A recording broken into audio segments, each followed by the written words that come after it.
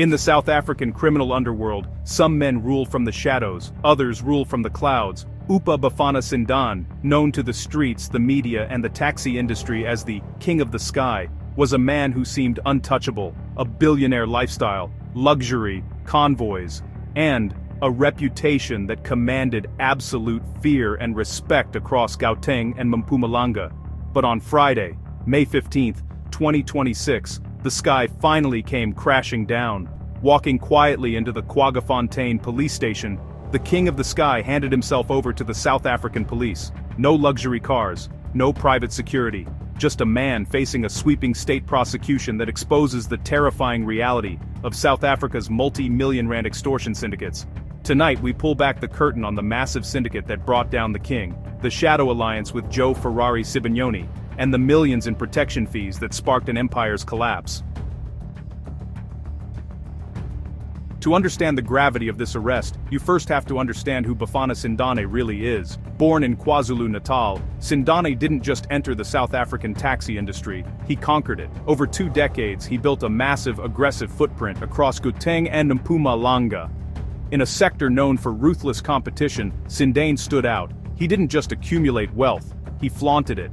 He earned his moniker, the King of the Sky, because he allegedly preferred bypassing the gridlocked South African highways entirely, opting to arrive at high-stakes business meetings and social events via private helicopter. For years, Sindane lived a double life. In the tabloids and on social media, he was the charismatic, ultra-wealthy tycoon, frequently spotted at elite VIP lounges. But behind the designer labels and the celebrity associations lay the brutal reality of the South African transport sector. Sindane was a master strategist, aligned with some of the most powerful and feared figures in the industry, including the late legendary taxi boss Gauteng Masibi.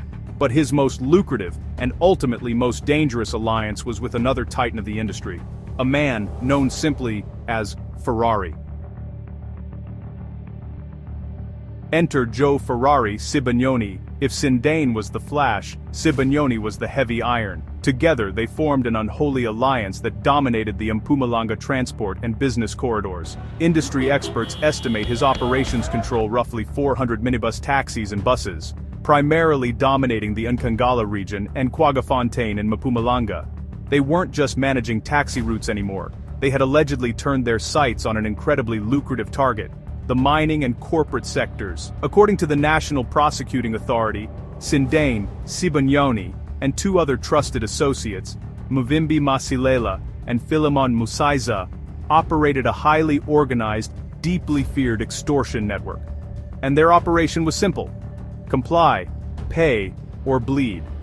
Sibanyoni's arrest has intensified scrutiny on his alleged crossover from legitimate business magnate to a key player in organized crime networks. His name has repeatedly surfaced in submissions at the Madlanga Commission, which investigates deep-seated corruption, taxi violence, and collusion between law enforcement and criminal syndicates. The Cat Matlala link, the Big Five network, tender collusion. The NPA's case hinges on a terrifying 3-year period between 2022 and 2023. The target? A prominent Kwaggafontein businessman operating in the high-stakes mining sector. According to state prosecutors, this businessman was given a brutal ultimatum by the syndicate. If he wanted his trucks to move, if he wanted his machinery to operate, and if he wanted his employees to stay alive, he had to pay a protection fee. The price of protection: over 2.2 million rand. Week after week, month after month, the victim was systematically bled dry. The state alleges that the syndicate threatened a complete violent shutdown of his entire business operation if a single payment was missed. But the syndicate made one fatal mistake. They didn't just take cash in briefcases, they used the banking system. This wasn't just street-level extortion. This was white-collar organized crime wrapped in tactical intimidation. The state reveals that the extorted R2.2 million didn't just vanish. It was allegedly funneled through a complex web of different bank accounts designed specifically to launder the cash, obscure its origins, and cleanly integrate it into the legitimate businesses of the taxi tycoons. The NPA and the South African Police Provincial Organized Crime Unit spent months quietly tracking this paper trail. Every transaction left a digital footprint. Every transfer tied the King of the Sky and Ferrari closer to the crime. Once the trap was set, the dominoes fell fast. First came the arrest of Joe and the co-accused. Realizing the state had a locked and loaded case, and with the police closing in on his location, Bafana Sindane knew his time in the clouds was up. On Friday, May 15th, he walked into the Kwaggafontein police station and put his hands out for the cuffs. Hours after his arrest, Sindane was marched straight into the Kwaggafontein Magistrates Court, joining Sibanyoni, Masilela, and Masiza in the dock. The atmosphere in the courtroom was electric. 4 of the region's most powerful men, stripped of their entourages, standing before a magistrate. The charges read out against them are massive: extortion, intimidation, and money laundering. How did the King of the Sky react?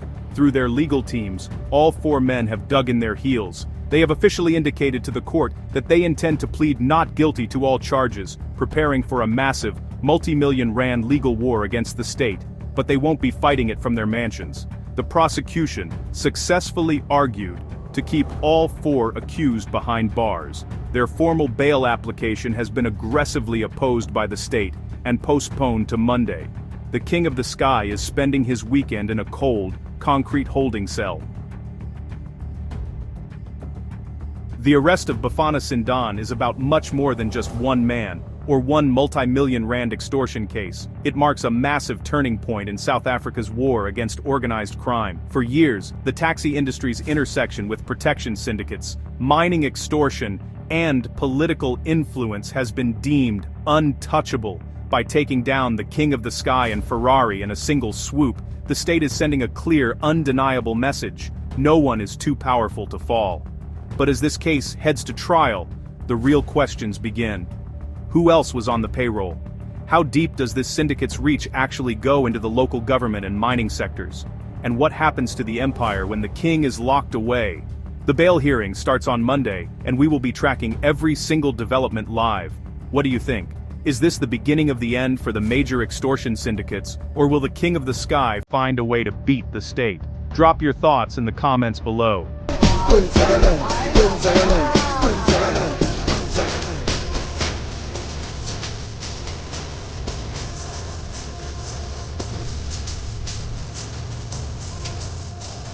If you want to stay inside the loop on the South African criminal underworld, make sure to hit that subscribe button, turn on notifications, and like this video. If you enjoy our content and want to help support the independent research that goes into these videos, consider joining our channel memberships. It's a great way to help us keep the channel sustainable while getting a few perks in return. This is Crime Central SA, keeping you informed, keeping you safe. On to the next one.